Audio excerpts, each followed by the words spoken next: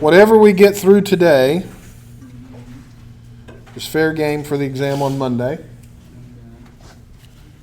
And we're going to try to keep it to these topics. But we may not get all the way through all of them. So wherever we end up stopping today in terms of the sections is what's fair game on the exam. So today we're going to start talking about reactions. And in general, what do you think of when you think of a reaction? Start with that. When I think about a reaction, Yeah, what's a reaction? something that one thing affects another, and something affects the change of another item. Okay, that's fair. What else? Reactants and products. Pardon? Reactants and products. Reactants and products. What's the reactant here? Alkaline, alkene. An alkene, right? So we're going to be talking about how do we transform alkenes into other functional groups. Now, your book doesn't use this terminology, I don't think, but organic chemists call this functional group transformation. How do we take one functional group that we are given and transform it into another? What is the functional group for an alkene?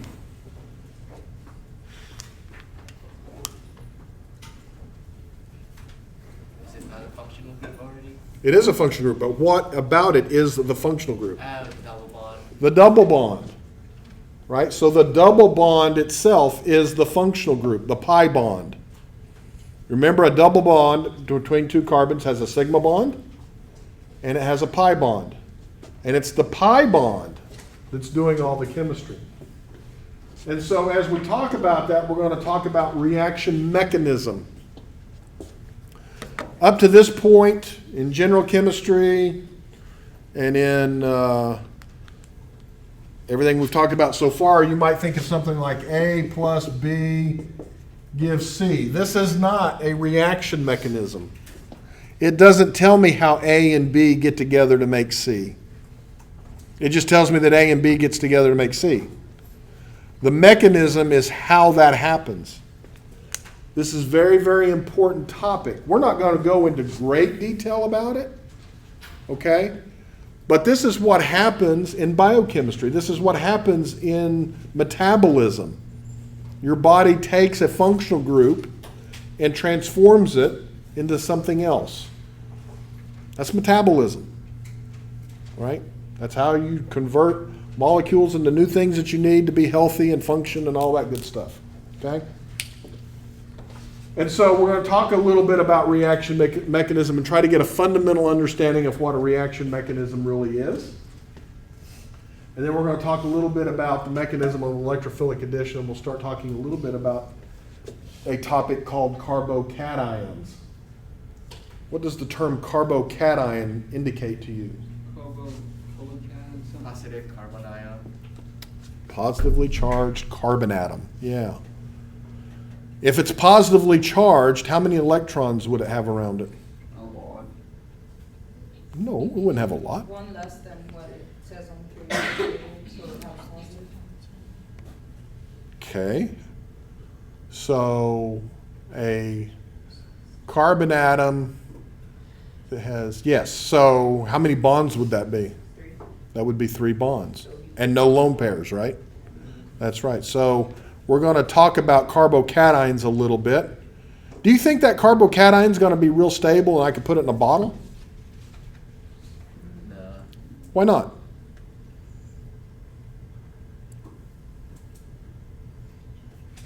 I don't remember why, but there was something in chapter 3 about the stability of the carbon with 3 bonds. Mm-hmm. That's right. I don't remember what it was called. That's okay. It's all right. The fact that you can go back there and tell me that you remember something, that's good. What else? How many electrons does carbon want to have around it? Well, formally, I mean, in terms of formal charge, you're right, but it wants to have 8 around it, right? And so if it has 3 bonds around it, as was said earlier, it must mean how many electrons are around it total? 6. It's in the second period, it really wants to have 8 and have an octet. So do you think that's going to be stable and long-lived? I can put it in a bottle? No. No, these are fleeting things. They exist for a little while. We can detect them under special circumstances. We can study them, but they're actually very reactive. Carbocations are notoriously reactive, and they do a lot of strange things. And we'll just barely talk about the strange things that they do, but they can really do a lot of strange things that can really mess up your day, if you will. Okay, so we're going to try to talk about these things today. And what you need to know that alkenes will do, in general, they do what's called an addition reaction. You can add things to alkenes. Okay, so I can take, as it's listed there, I can take anything that has a carbon-carbon double bond. I don't care what's attached to it right now. And I can add things to it. I can add reagents. And they use this example of XY.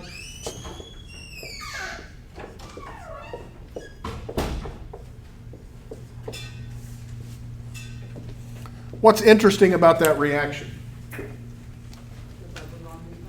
The double bond is gone. What else is interesting about that reaction? The X and Y are now added. How are they added? Same carbon, opposite carbons? Opposite carbon. Yeah, so we say that this added XY across the double bond. Okay, it didn't go to the same carbon, right?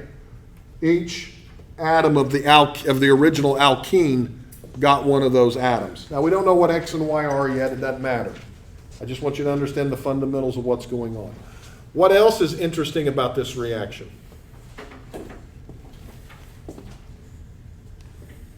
Tell me something about the bonds. What's changed? The shape. Okay, the shape. What's the hybridization here? SP2. SP2. What's the hybridization here? SP3. SP3. So we've changed hybridizations, right? We have changed the functional group. We no longer have the alkene. We have some other type of functional group, right? If X and Y happen to be hydrogens, we would have gone from an alkene to an alkane. Okay? And we'll talk about that when we'll talk about that particular reaction today, but that's what would happen. You can transform an alkene into an alkane by adding hydrogen across the double bond. Okay? And you all eat some of them, well, maybe some of you do, some of you don't, but if you eat partially hydrogenated vegetable oils, they take vegetable oils, they partially hydrogenate them to add hydrogens across some of the double bonds, which converts it from a liquid to a solid. Is that like Cisco? Pardon? Is that like Cisco? You mean Crisco?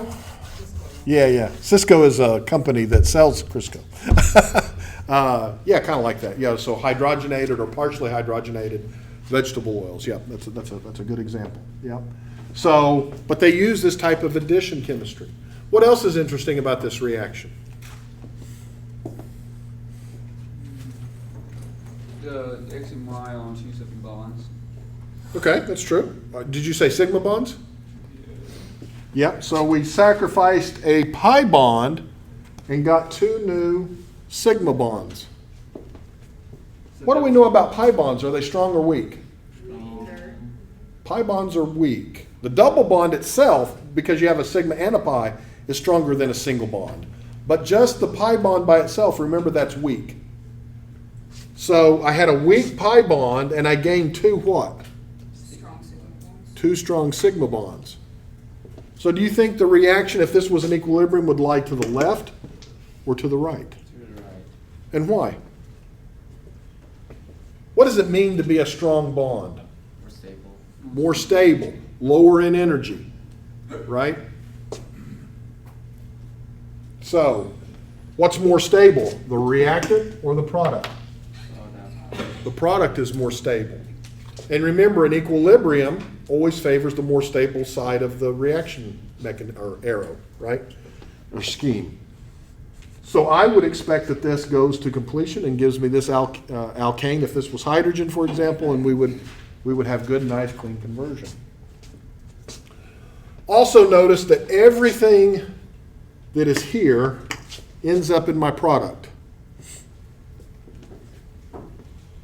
That's kind of nice, right? If I have a company and we're taking alkenes and making alkanes out of them, I know that everything that I buy from my supplier ends up in the product that I'm going to sell you. That's great. I don't have very much waste to deal with, right? So these addition reactions are important, okay, for a variety of reasons, okay? But that's the general overall thing that you need to know about these addition reactions, okay? Now you can imagine X and Y being like I've drawn it here, which is over there, or you can imagine it being where X and Y are on opposite sides. Right? I could have just as easily drawn it like this.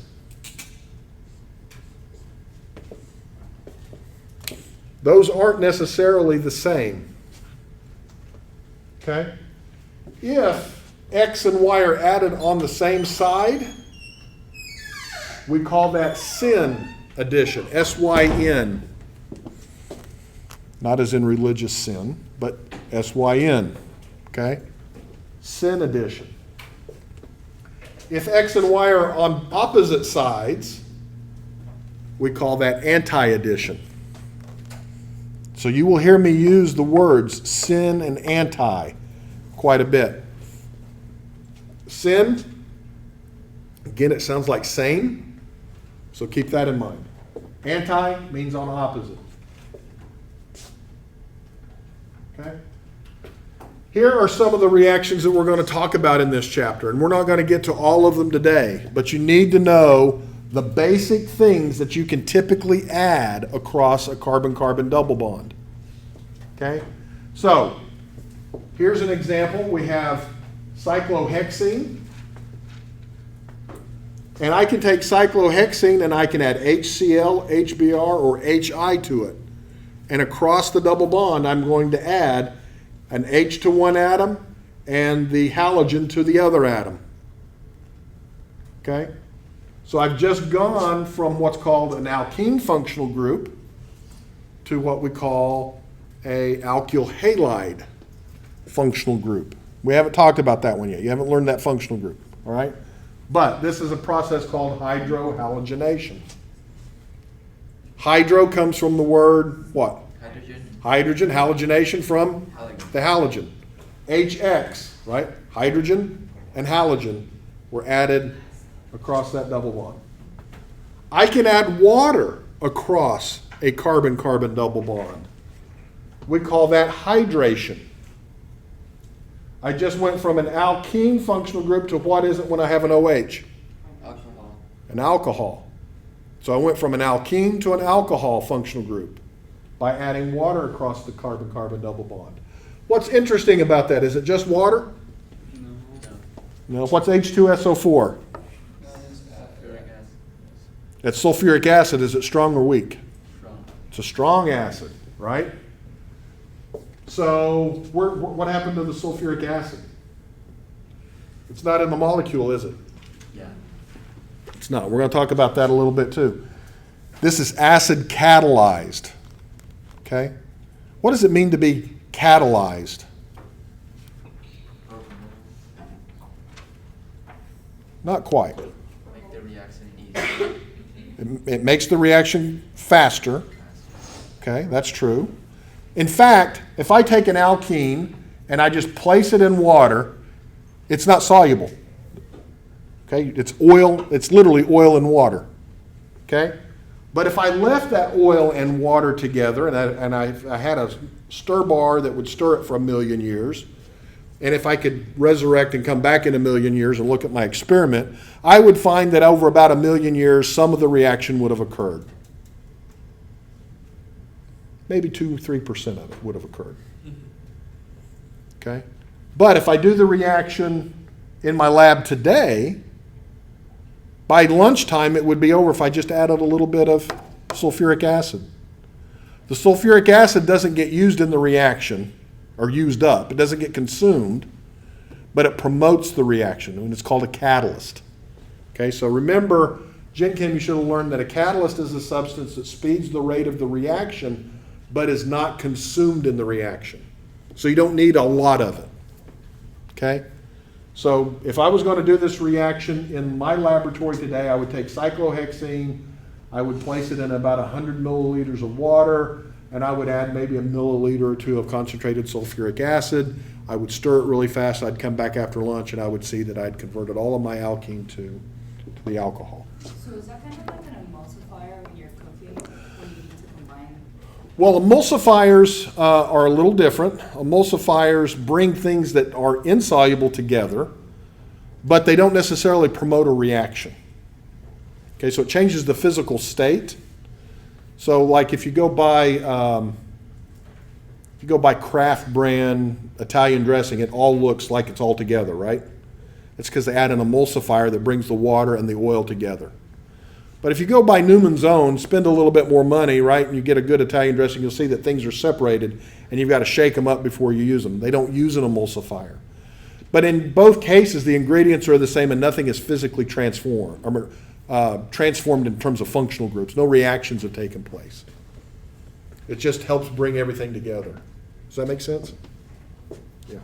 But the sulfuric acid doesn't function in that way here. It's not a catalyst. It's not a emulsifier. It's a catalyst. We can also add halogen across the double bond. So, for example, chlorine or bromine, we can add across the double bond and put two halogens. Okay? Notice what halogens aren't there. What halogens in the list aren't there? Chlorine, Fluorine's not there, iodine. and iodine's not there. This really only works for chlorine and bromine. In fact, if you did this with fluorine, you would have a massive explosion on your hands. Wouldn't be healthy. And if you did it with iodine, you would see that the reaction happens, but then when you stop the reaction, it goes back to products. It's not a stable product. So for all practical purposes, we say that you could do this with chlorine or bromine. Okay? You'll also see that I can add an X and an OH. I can make what's called a halohydrin. And I can also add water across the double bond, which is very similar to the water and sulfuric acid, by a two-step process called hydroboration oxidation. And you might ask, why do we need two ways to do the same thing? Well, for right now, you don't need to know the answer to that question. We'll get to that next Wednesday, okay? But quite frequently, chemists need more than one way to do a reaction to get the exact product that they want. And we'll talk about that a little bit again after the exam. So what's the take-home message? The take-home message is that I can convert alkenes to alkyl halides. I can convert them to alcohols. I can convert them to these halogen compounds or these dihalides. I can make halohydrins. Right? So those are the types of functional group transformations that we're going to talk about for right now. Okay? What else do you need to take home with this? I'm breaking a weak pi bond and I'm getting two strong sigma bonds. So this is a very favorable reaction. Okay? In fact, for those of you who are in nutrition areas, go look up the bromine number for things like olive oil. Okay, that's how they determine if an olive oil is extra virgin or not. Right? What's healthier? Regular old olive oil that comes in a big plastic jug, or the real expensive extra virgin stuff, right? And it has to do with the integrity of those double bonds. Old stuff that sat around, it oxidizes and it goes rancid a little bit. But extra virgin, right? That's the really good stuff, right? And so they determine that by adding bromine across the double bonds, and they see how many bromines or how much bromine can be reacted with, let's say, a milliliter. I don't know exactly how they do it, but let's say like a milliliter of olive oil. They use the bromine number to determine the purity by using chemistry. Okay? So this is a relevant topic, even though we don't actually add halogens across things in our bodies. We use this kind of chemistry for things that we do consume. Okay? All right. So how do we draw the products of an addition reaction? The easiest thing to do is find that first functional group. And the first functional group is going to be the alkene. find the alkene and identify those carbons. I'm going to number 1, 2, 3, 4, 5, and 6. So if I'm going to add HBr to this molecule, what atoms do I have to add the HBr to? Carbon 1 and 2. Carbon 1 and 2.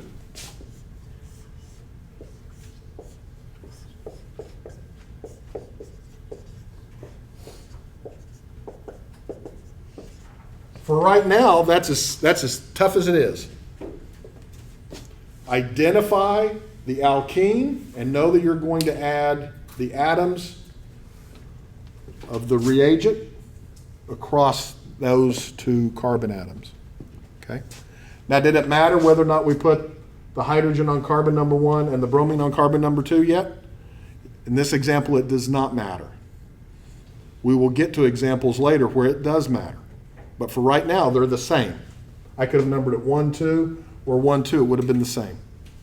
Okay?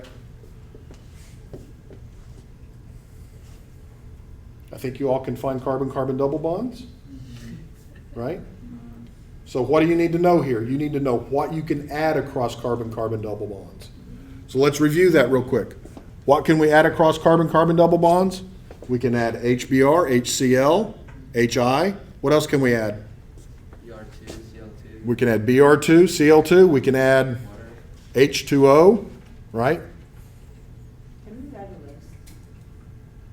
Yeah, we can write a list. Right? So the list is kind of right there, right? In the middle. So I know I can add HX, I can add H2O, I can add X2, I can add X and OH. That's what we have right now. So I can add Br2, Cl2, I can add HCl, HBr, HI, I can add H2O, which I'm going to break up as H and OH, so I know that hydrogen goes to one, OH goes to the other. I know I can add X and OH across the double bond. Really don't want to put a charge on any of them, because that's not how it works. Right? But that's what we can add across the carbon-carbon double bond. Okay, we'll learn a few more next Wednesday. All right. Now, knowing this does not tell me the mechanism. Does not tell me the mechanism. All I know is that this plus this gives this. That's the first layer of knowledge you need to have. You need to know that an alkene plus HBr gives me an alkyl halide. But how does that happen? Doesn't happen by magic. No such thing, right? It'd be nice if we could wave a wand and do it, but that's not how it happens. It happens through a reaction mechanism that I'm showing here, okay? So let's work this same example following these types of steps, okay? What do I know about HBr? It's acid. It's an acid, right? It's what kind of acid? Strong acid. It's a strong acid, okay? What kind of acids do I like to talk about? Lewis. It's a Lewis acid. It's actually also a Bronsted acid, right? Yeah. Because when I dissolve it in water, I mean, it's a proton donor. But I like to deal with Lewis, keep it simple, right? What is a Lewis acid? An Electron accepted. There's one word you're missing. Electron pair acceptor, right? So HBr would like to get a pair of electrons from somewhere. Right? If I think about it, hydrogen and bromine, which one has the greater electronegativity, hydrogen or bromine? Bromine. So bromine is pulling electrons to itself, right? We all agree with that? And so this bond is polar or nonpolar? polar. It's polar, right? Bromine has more electrons on it, so we think that that's kind of like a partial negative charge, which means that hydrogen is electron rich or electron deficient. Efficient. Yeah, so it's kind of be partially positive. Okay? All right, so I can see why that's going to function as the Lewis acid. That hydrogen wants a pair of electrons from somewhere because bromine's not equally sharing. It's greedy. All right, very good. Where can it get a pair of electrons from?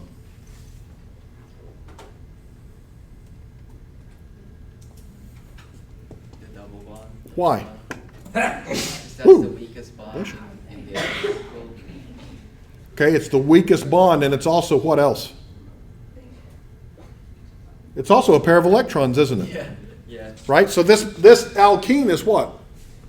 If this is the Lewis acid, this must be the, Lewis base. this is the Lewis base. Alkenes are Lewis bases.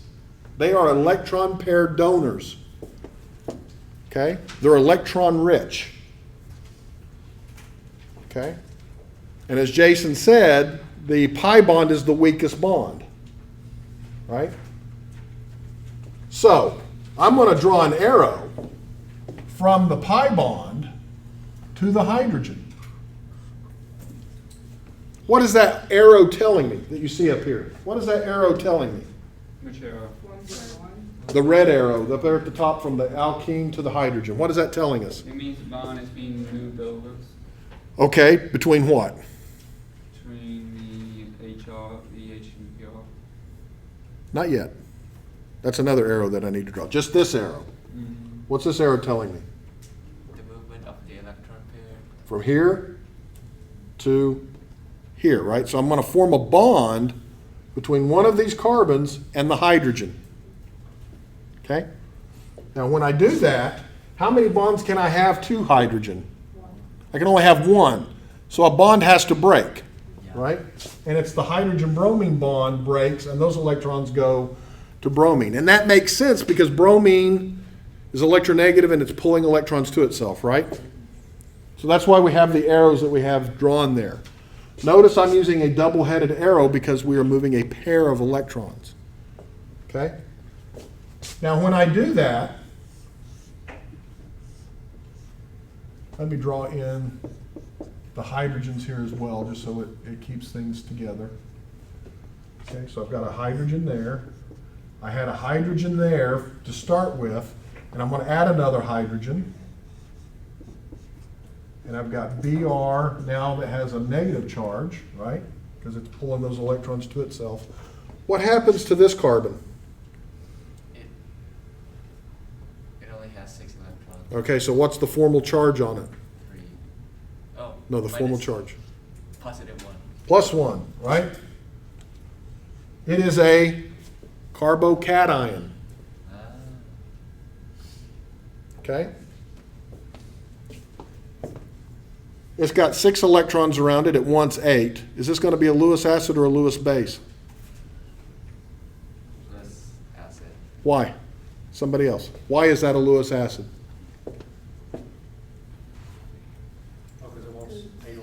It wants a pair of electrons. It needs 2 electrons to have a full octet, right?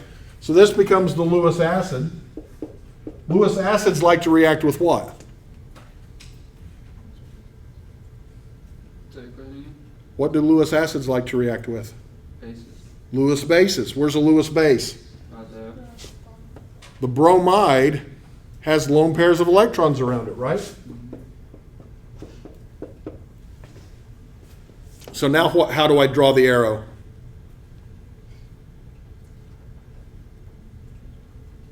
One of the lone pairs, the 2 carbon. 2 carbon. And I get my product. This is the reaction mechanism for the addition of HBr across cyclohexene. Lewis base, Lewis acid. Lewis acid, Lewis base, product. Okay?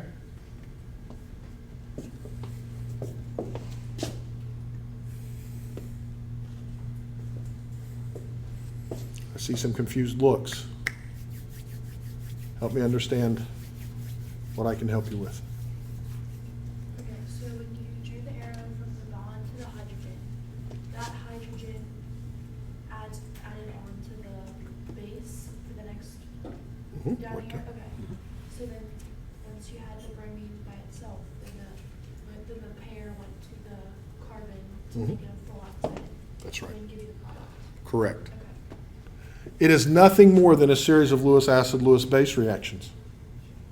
Remember on the first or second day of class, I told you that one of the most important concepts in all of chemistry is acids and bases? I wasn't kidding. Being able to identify the Lewis acid and the Lewis base in each step, because you know that a Lewis acid wants a pair of electrons, you know that a Lewis base has a pair to give, you can start to figure out how the mechanisms work. Okay? Mechanisms are studied in detail. A chemist doesn't just draw something on a piece of paper and say, oh, that has to be the mechanism. I can do that because this was studied over 100 years ago. But we interrogate it. We do experiments. We try to figure out if this makes sense. Okay? And in fact, this is the mechanism for the electrophilic addition, what we call electrophilic addition of HBr across a carbon-carbon double bond. Okay? So, I want you all to get in a group real quick. And I want you to grapple with this problem.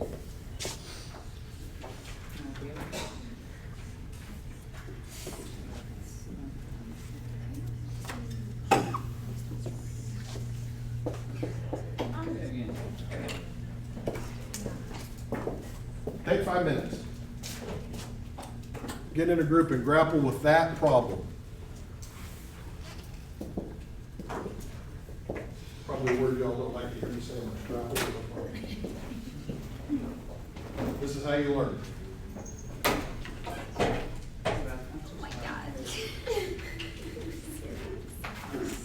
So, if you look back at this problem we did earlier, you need to apply that to that. So, here,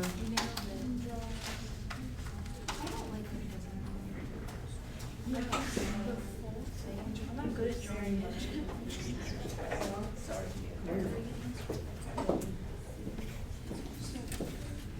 so this, the hydrogen's understood, right? Now, you all grapple with it, and then we'll go through it.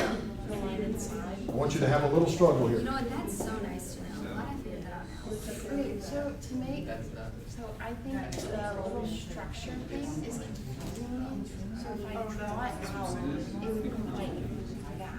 This hydrogen up here. This one right here. Oh. Makes sense? You're missing a bunch of atoms. Oh, yes. You're saying that the bond line angle drawing is confusing you versus you want to draw it out with C's and H's? You can do that, but you have to account for all the atoms.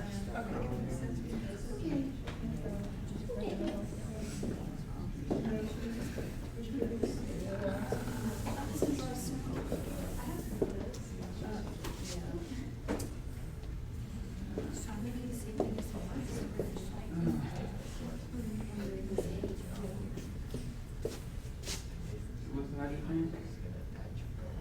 What is this one?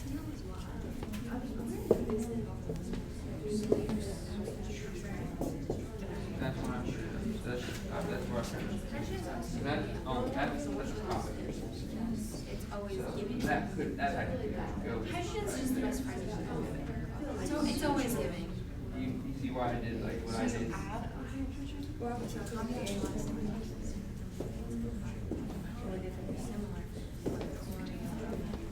We'll see if it works. It should. Does that make sense? Am I right? Another 2 minutes. I can't even draw the structures. These structures look like terrible, terrible shapes. My preschool teacher would be upset. I wish I could go that. Where's like forensic science? Hey, good question. Yep. How do you register for the tutoring center for chemistry? Register? I think you can just show up. Okay. I was just making sure because it wasn't on the centers. The, you know, when you go from the site, the physics, writing, I didn't see it on there. You can contact Miss Autumn Webb. She can take, I mean, that should be posted somewhere.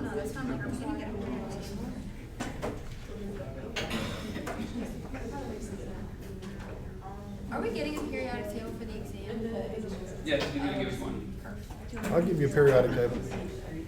I was like, do I need to draw that in my notes? Because I will. And it'll be the most detailed periodic table you've ever seen in your life. Trust me. So I will Oh, no, rewrite. that's I will rewrite that in my notes. Here.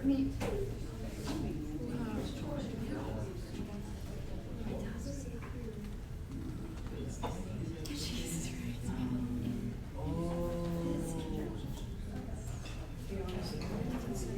I was like, I thought it was 6, but I could be different. All right, let's return. Let's start the conversation. What's the inherent problem with this? Versus what we did before, where we just had cyclohexene. Now we have 1-methyl cyclohexene, right? Yeah. Why did this throw a monkey wrench into it? Because you already have you have a double bond right there. So you have to get rid of that double bond, break it down, and put that hydrogen somewhere, because you can't put it with that carbon. So that carbon's, because that's a carbon. Then you have to take the I apologize, I just went off a tangent, I apologize. But you have to move that carbon somewhere down below or above. Okay, I think I'm following you. What do we have to do? What was the mechanism or for us to think about? Right, the low-level mechanism, not all the arrow pushing. We have to identify the double bond, and we have to add one atom to one carbon, and the other atom to the other carbon, right? Right. And that's what we did in the first example with just cyclohexane, Yeah. right? So why is this more complicated? Because it seems like the chlorine can only go to, like there's a preference for which carbon the chlorine goes to. But you don't know that yet. You may have read ahead, that's good, but you don't really know that yet, right? So with what we've learned so far, if you came in, you would say, hey, wait a second. There's two possible products that aren't going to be the same, Yeah. right? If I add the H here and the Cl here, I get this. But if I do the opposite, what do I get?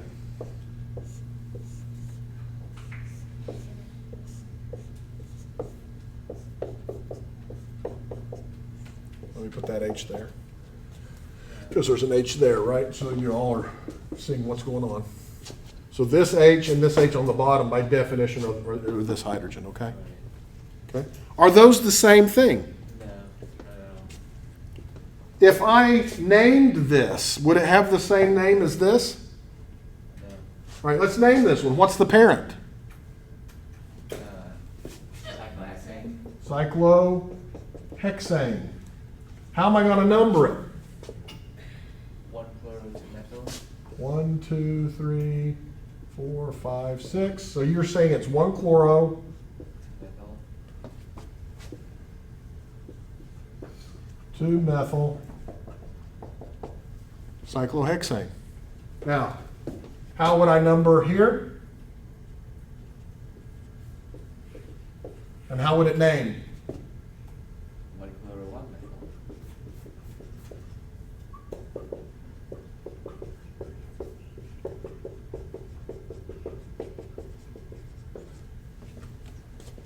They are not the same name.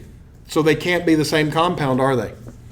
So you might predict, based on this, that you would get a mixture of two products with what you know right now. Okay? And that would be correct. It turns out we only get one product, but we're going to learn a new rule down the road. Right?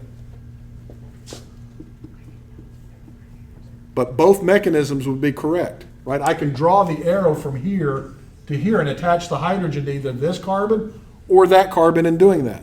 But that leads to two different products. Okay? So there are two possible ways to add HCl across that carbon-carbon double bond on paper. So I was right. I didn't say you were wrong. Did I say you were wrong? Did I say I was wrong? I don't think I did. I apologize. I just went off. I have just going. That's okay. Just Do we have to full throw the blown. extra hydrogen? I did that for clarity. You don't have to. Remember, carbon with no hydrogens listed on it, we assume that they're there. So whenever I did it, I put the 2 hydrogens at the top and the Cl at the bottom. Would that still be right? Why not? The methyls there. The methyl's there, that's right. You basically described losing a carbon atom somehow.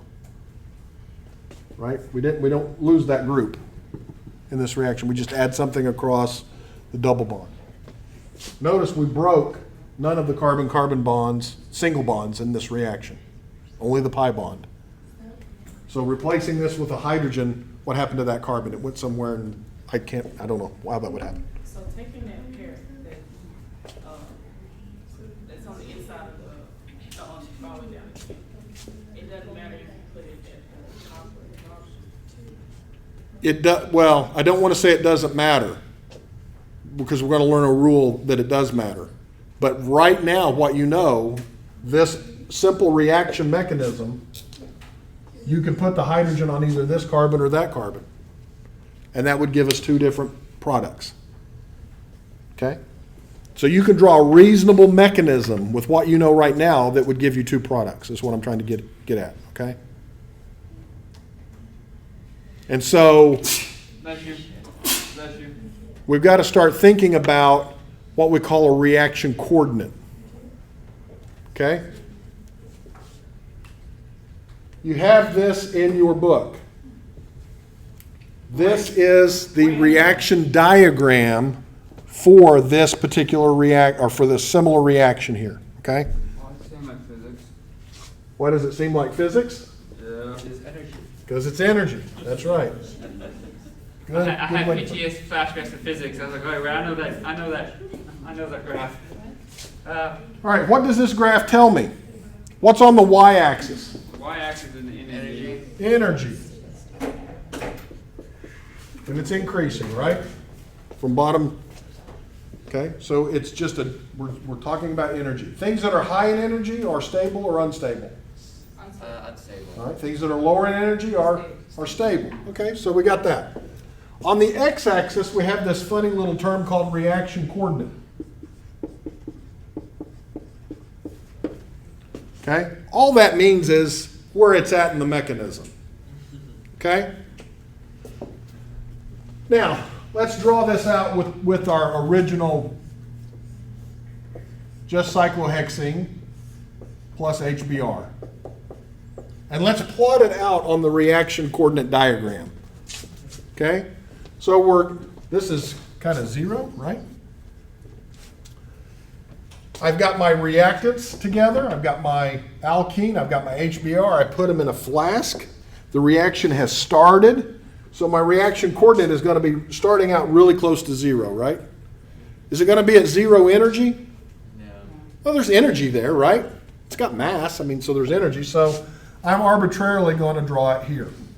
All right, so this is let's call this A, and let's call this B. So this is a starting point for A plus B. No reaction has started yet. They've just been mixed together. Okay? That's where the energy starts at. As these electrons in the carbon-carbon double bond reach out and react with that hydrogen and start to break that carbon-bromine bond, what's going to happen to the energy of that system? Is it going to go up or is it going to go down? Activity means It's going to go up. Why? Because things are breaking, so it's unstable. Very good. Very, very important. If there's nothing else you leave knowing from me is that all bond breaking events are endothermic. I don't care what your biology teacher tells you. I don't care what they teach you in biochemistry. You can't break a bond to get energy. And you can tell them to come talk to me if you want to. All bond-breaking events are endothermic, meaning energy has to be put in for it to happen. So the energy goes up. It needs energy, right?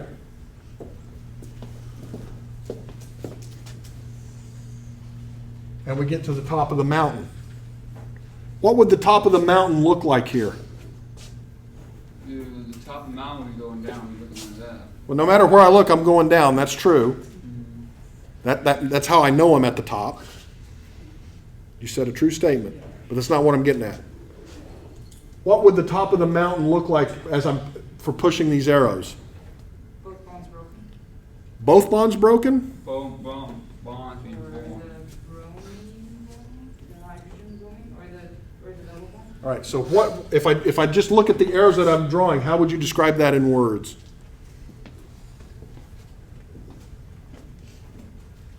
I'm forming a bond between the carbon and the hydrogen, and I'm breaking a bond between, Yes, that's what I meant. okay, okay. Both bonds are like. But are they broken? They're not broken. I meant like we're forming one with the carbon hydrogen. Yeah, we're breaking forming one while we're breaking one, right? So we're both things are happening, at the same time. right? And that's what's happening here. Do you think you can take that and put that in a bottle? What you just described. Can you take a transition state and put it in a bottle and keep it? No. A transition state is exactly what it means. It's transient. We can kind of observe them, but they're not stable at all. It's just like if you climb up to the top of a mountain that literally is at a fine pencil point. How long do you think you're going to be able to stand up there? Any little thing and you fall, right? That's what happens at the transition state.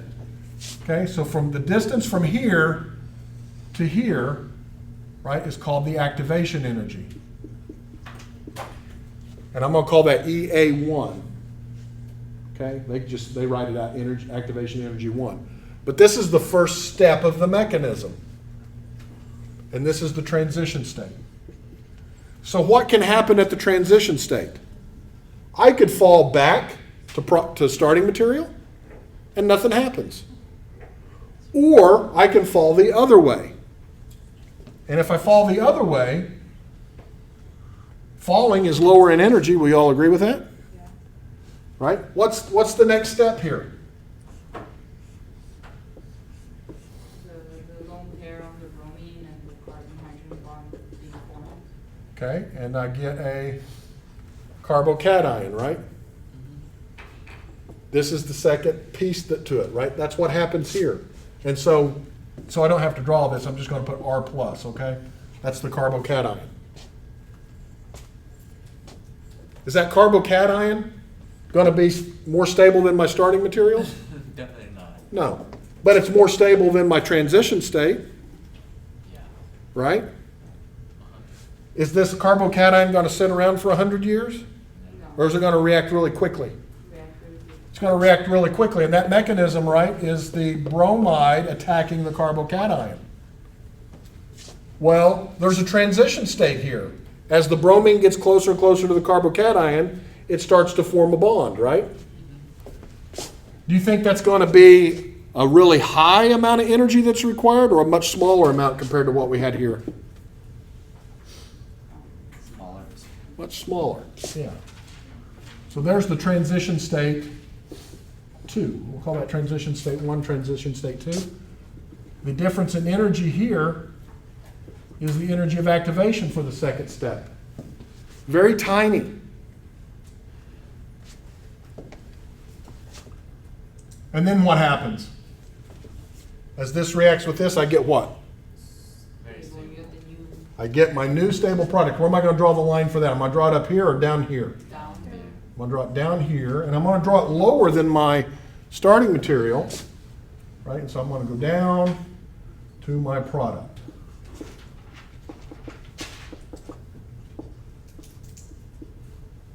Right? And so this difference in energy between here and here is the delta H of my reaction. It's the overall free energy of the reaction. Notice that my product is lower in energy than my starting materials, so the reaction goes this way. Right? This is a favorable reaction. I'm getting more sigma bonds. I'm sacrificing weak pi bonds. That's a good thing. This is the reaction energy, reaction coordinate diagram. This describes what we are doing with our arrow pushing these arrows around. Okay? What do I really, really want you to know? I want you to know how to do this. but this helps us understand it. Okay? Yeah. Why did you put, two bromines? Oh, that's a hydrogen, sorry. Because I wasn't paying attention. So, which one of the steps, the first step or the second step, controls the overall rate of the reaction?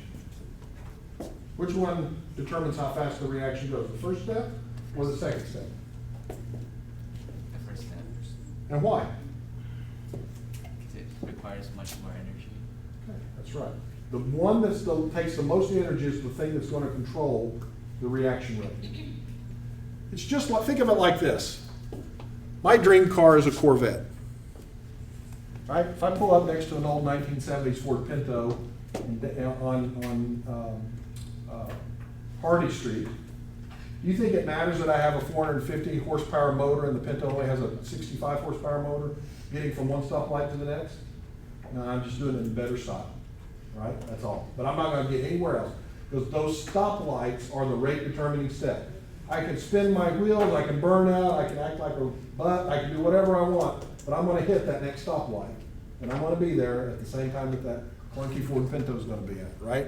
So, that's because there's an energy of activation that's slowing me down, right? This is what controls the reaction rate. And it makes sense. Why should this be the slowest rate and this be the faster of the two energies of activation? Why is the second step really fast compared to the first step? It's really unstable. Pardon? It's really unstable. Okay, that's true. Tell me why. It just happens naturally, automatically. That's the tendency, I guess. Why? Nature has reasons. It's a positive and negative charge. True. What am I doing here? I'm breaking bonds. And I'm generating a stable or unstable intermediate. It's unstable. Unstable, right? That's why this energy of activation is so large. I am breaking bonds. What am I doing in this step? I'm making bonds, and only making bonds. And what did I say about bond break or making events? True, but they're exothermic, right? They release energy. That's why once you get here, all you do is fall downhill, right? This is called an intermediate.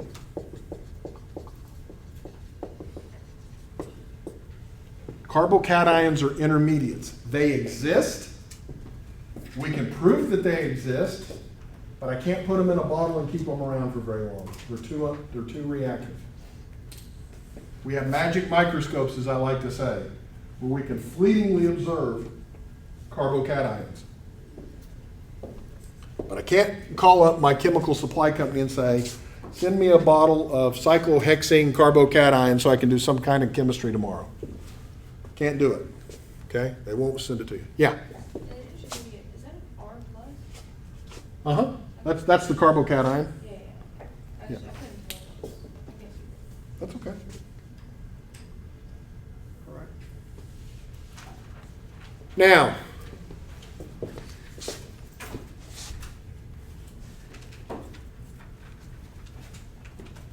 it turns out that the example that I got you all together to work on, and you all said, well, it looks like we can make two products. You were right. On paper, it's like you can make two products. But if I do the reaction, and here we're not using the same reaction material, we're using propene instead, but it's the same concept. Notice that in theory, I could get two products, right? I could either get one chloropropane or I could get two chloropropane. But when I go look at my magic microscope, the only thing I find, and I do mean the only thing that I find, is two chloropropane. So what does that mean? More stable. Something is more stable. I wouldn't necessarily say that the product is more stable. I wouldn't necessarily say that two chloropropane is that much more stable than one chloropropane. but something's more stable. Do you think that the reaction diagram for forming 1-chloropropane is going to be the same as forming 2-chloropropane? Wait, what's that one right there? What's what? That second dotted line. This? Yes, what's that? That's just showing you the energy difference between here and here. Okay.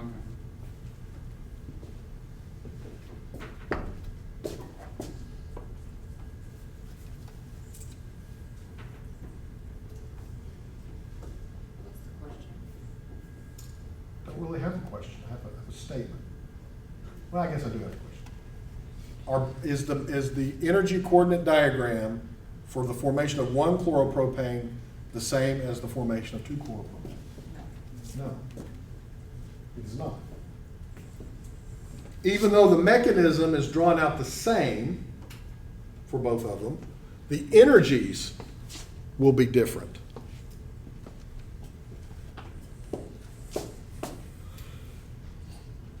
What does nature tend toward? Higher energy or lower energy? Lower energy. It's lazy, just like we are, right? Saturday, we want to be sitting on our couch, watching a little football, not doing a whole lot, right? Take the low energy path. The formation of 2-chloropropane must be lower in energy than the formation of 1-chloropropane. And this was observed many, many years ago. Markovnikov has been dead a long time. But he came up with a rule. And that rule states that the hydrogen in the addition of some reagent across a double bond, the hydrogen will always go to the carbon atom of the alkene with the most hydrogens. Can you say that again? The hydrogen will always go to the carbon with the most hydrogens. So in the example that they are showing here, So to the one that's more saturated? The one You- with the most carbons? yep, you can think of it that way. Think of it as hydrogen likes to be with hydrogen. That's right, you can think of it that way too if you like. So let me draw this out. Right, so I know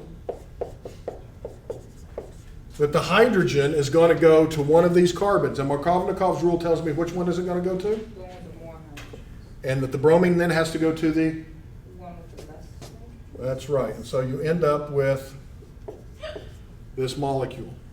In this case, 2-bromopropane. I didn't use chlorine, I apologize, but it's the same concept. Colton? Saying, did you just say that the bromine goes to the one with the less hydrogen? Yep. We went to this one. Or what, so you don't, The hydrogen went here, which gave me this. so you don't worry about the 3 hydrogens at the top, CH3? No, that's not part of the alkene. You look just at these 2 carbons. Remember, we had H and Br only across these 2 carbons, right? Right. So Markovnikov's rule tells me that the hydrogen has to go to the carbon that has the most hydrogens. The bromine has to go to the carbon with the least number of hydrogens. Okay? That's just a rule. So why are you not putting CH3 in the right for, Well, I can. There's many ways to represent it.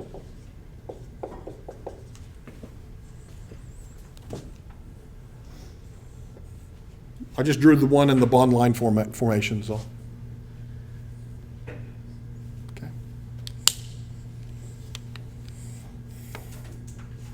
So what does Markovnikov's rule tell me? That is additional can turn into alkene. Hydrogen likes together. Hydrogen likes hydrogen. Hydrogen likes hydrogen, okay. If that works. Right? So let me throw another one at you.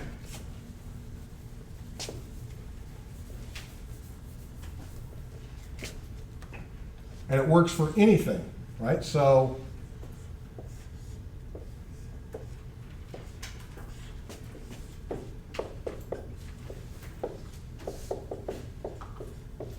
what's going to happen there?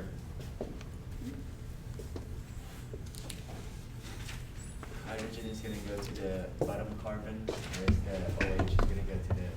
That's right. So the first thing we had to determine is what we're going to add across the carbon-carbon double bond. We're adding water. We're doing a hydration. So one of the hydrogens from water has to go to one carbon, the OH has to go to the other. So what am I going to end up with?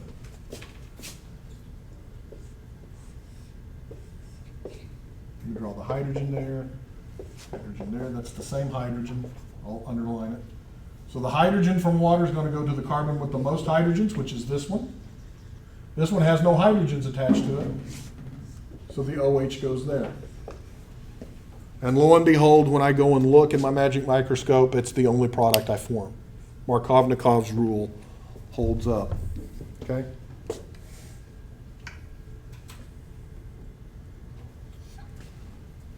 Why does Markovnikov's rule work? It's just a rule. It's just something that he observed. He always observed. When I do this, this is the product I get. But he didn't know why. He just formulated a rule. Well, the reaction energy diagram tells us why. And it's because a carbon that is a carbocation that is only attached to one other carbon, we call that a primary carbocation. Primary meaning one, meaning that carbocation is only attached to one carbon. They are less stable than a carbocation that is attached to two carbons. The more carbons that I can put around a carbocation, the more stable it is. You just need to take on faith with me that.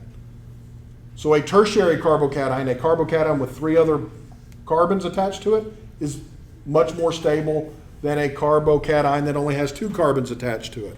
And that's more stable than a carbocation that only has one carbon attached to it. In fact, it is so much more stable than a primary that that's the only product you see is the product that we've drawn here.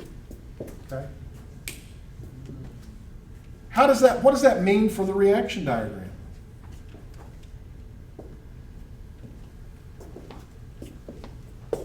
It means that all carbocations are of equal stability, right? So if I lower the energy of the carbocation, guess what? That also lowers the energy of the transition state, which does what to that energy of activation? Makes it low. Makes it lower. So a secondary carbocation will be down here.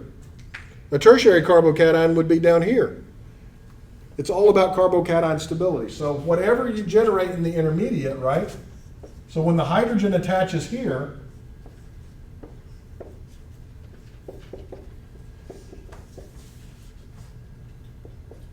what kind of carbocation do I get? That carbon is attached to how many carbons? 3. So it's a tertiary carbocation. If I did it the other way and put the hydrogen up here,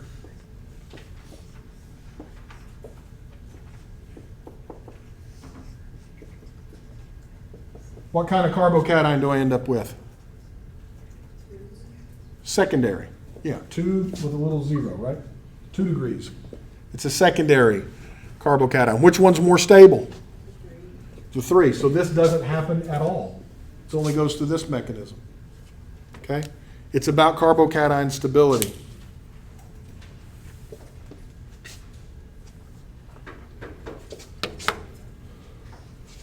We've got a little bit of time left. I want to talk about some other reactions. Okay? And we're going to talk about those on the board. You know what? Let's not talk about other reactions. Let's just keep talking about these. Let's get a grip on this. So we are going to stop at carbocation stability and the addition of HBr, HCl, HI, and water across a carbon-carbon double bond. Okay, so for the exam next week, there will be no addition of X2 in terms of mechanism. We talked about that, so I might give you something, but I won't expect you to know the mechanisms, okay? And we didn't get to carbocation rearrangements, so that won't be on the exam either, okay? So, let us do this. Let's pick on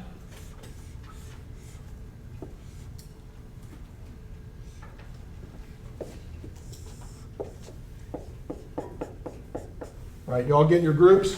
We'll work till we're done. We'll work together. So go ahead, get back into some groups, try to figure out what that product is.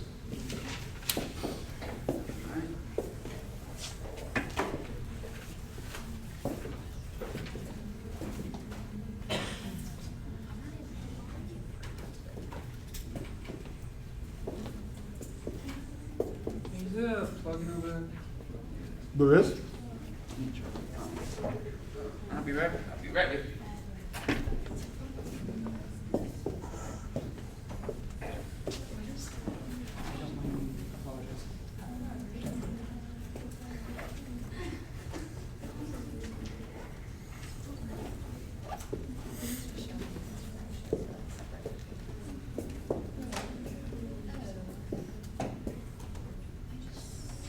I'll be honest with you, it's